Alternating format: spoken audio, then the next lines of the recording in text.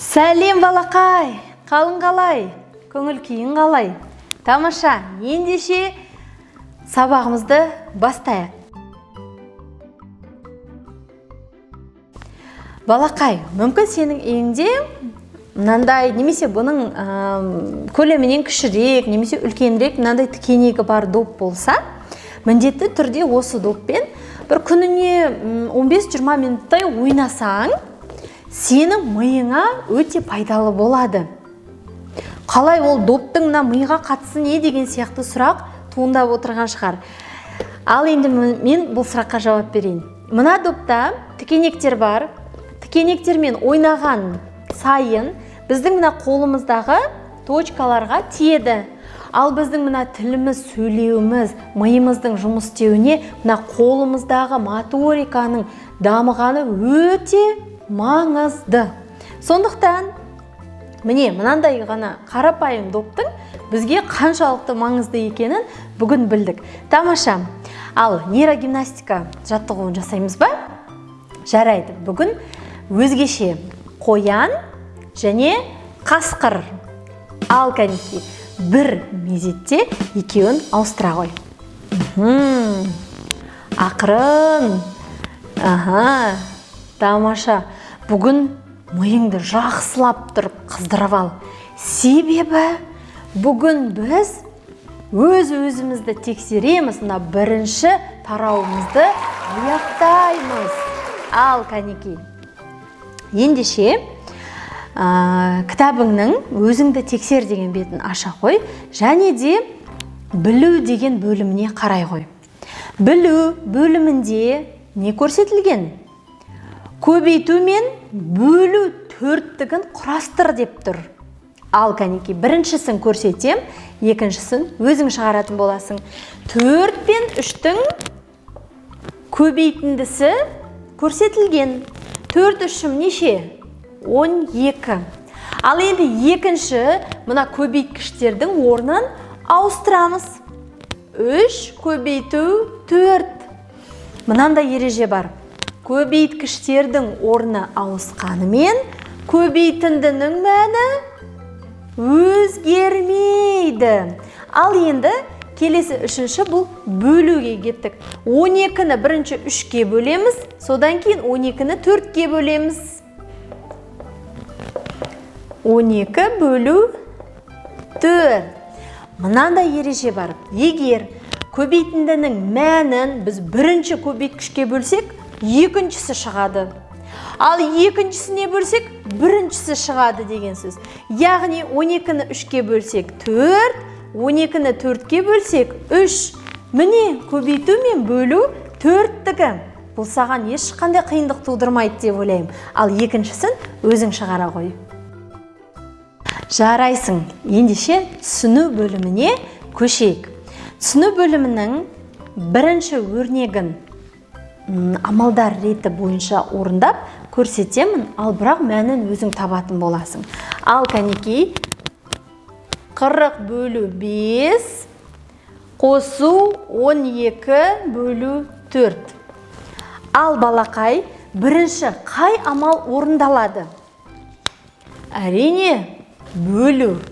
Екінші бөлу орындалады. Сосын барып, қосу амалы орындалады. Міне, тура осы реттілікпен екі ақталғана өрнек берілген. Соның мәнін шығара ғой. Келесі қолдану бөліміне өтейік. Қолдану бөлімінде біз есепті оқып, өрнек түрінде жазып, және оны шығаруымыз керек. Ал кәнекей, мен оқимын, ал сен мені мұқият тыңдай ғой. Бір орамда 16 метр сым темір бар. Ал екіншісінде одан 4 есе кем. Екі орамда барлығы неше метр сым темір бар деген есеп берілді. Ал кәнекей, бұл есепте мына шартын жазу үшін сандарға мән береміз. Бірақ саған шартын жазудың керек жоқ. Сонда да мен саған шартын жазып, үйретіп, көрсетіп жүрейін. Келістік па? Ал кәнекей, бірінші орам екінші орам. Бірінші орамда неше метр? 16 метр. Ал екінші орамда белгілі ма? Белгісіз, одан 4 есе кем деп тұр. Бағыт тілін бірінші орамға көрсетеміз.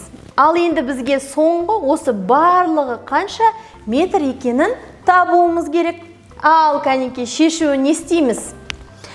Есе кем делген кезде біз не істеуші едік? Бөлеміз, ал барлығын тапқан кезде қосамыз. Ал кәнеке енді бірінші 16-ны 4-ке бөлесін, мәнін өзің жаза қой. Осы шыққан санға, яғни 16-ға біз осы шыққан санымызды қосамыз. Себебі барлығын табу үшін біз бірінші орам мен екінші орамда не істеуіміз керек? Қосуымыз керек. Тамаша. Ал кәнекей мәнін таба қой.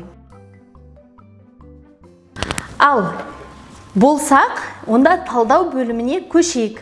Талдау бөлімінде мына өрнектерді бір-бірімен салыстыру керек. Салыстыру кезінде біз артық, кем және тең деген белгілерді қолданатынымызды білесің. Ал кәнеке бірінші өрнекке назар аудара қой. 25 қосу 5 бөлу 5. Бұл бірінші өрнектің бөлу бірінші орындалады, кейін қосу орындалады.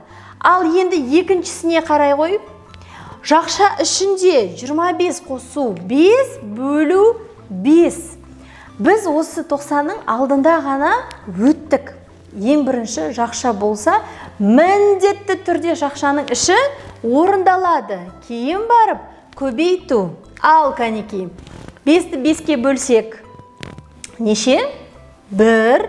25-ке 1-ді қоссақ, 26. Ал енді 25-ке 5-ті қоссақ, 30. 30-ды 5-ке бөлсек, 6. 26 6-дан қандай? Артық. Тамаша. Тура осылай амалдардың ретін дұрыстап қойып, әрі қарай өзің шығара қой. Көп кідірмей келесі жинақтау бөлімін шығарайық. Жинақтау бөлімінде өзің мына санды деректермен толықтырып, оны шығару керекпіз. Ал кәнеке мен оқиын. Бумада 5 көк шар және қызыл, одан, мысалы өзің 2 есе десең болады, 5 есе десең болады, артық шар бар. Бумада барлығы неше шар бар деген есеп беріп қойған. Ал енді ойлана қой. Бізде қанша белгісіз? Бірінші қызыл шар белгісіз. Ол мына көк шардан, мысалы өзім 5 есе артық дейік. Есе артық деген кезде не істейміз? Көбейтеміз. Кейін барлығын тап дейді. Барлығын табу үшін біз бірінші мына көк шар мен қызыл шардың мәндерін қосуымыз керек. Кейбір балалар үй жұмысын маған жіберген кезде 2 белгісіз болса да бір ғана белгісіздің тауып жіберіп қояды. Бұл есептері аяқталмаған. Ал енді сен мұқият болып 2 амалмен осы есептің мәнін таба қой. Балақай, осы мына өзіңді тексер деген сабақтың бағалау деген бөлімінде енді сен мұғалім боласың. Мүмкін сендердің араларыңда мұғалім болғысы келіп жүрген қыздар немесе ұлдар да бар шығар. Ал кәнеке, ендеше мына бағалау бөліміндегі барлық өрнектерді жазып шығасың да, қарандашыңды алып, егер сол өрнек дұрыс болса, құс белгісін қоясың. Ал егер дұрыс болмаса, оны сызып, қасына дұрыс мәнін жаза қой. Келістік па? Тамаша.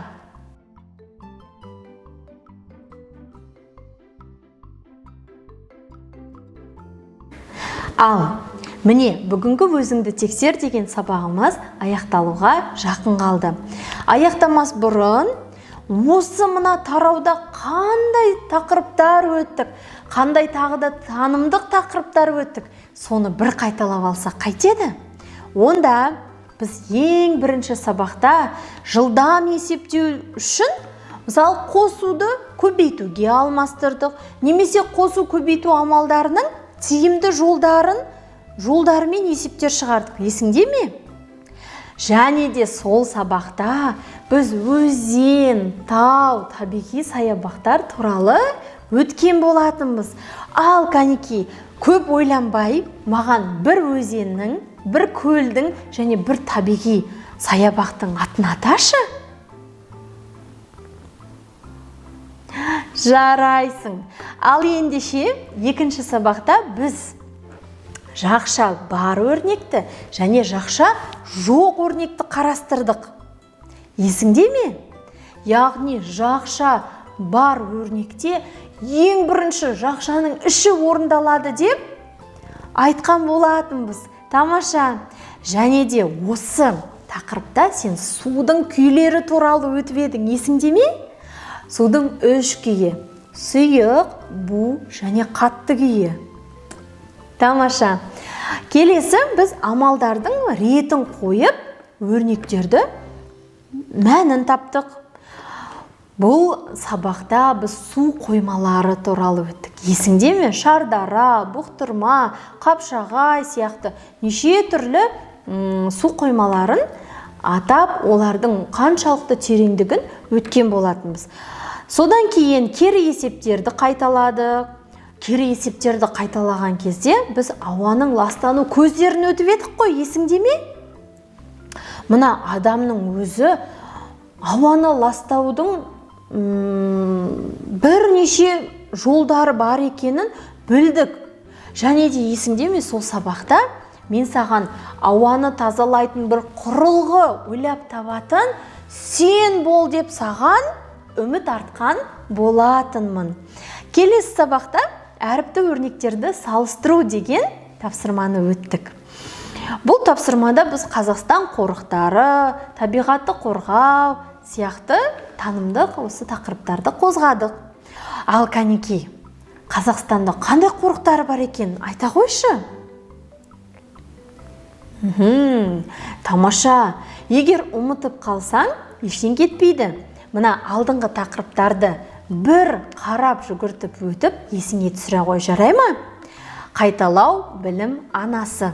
Ал кәнекей, келесі сабақта кездескенше.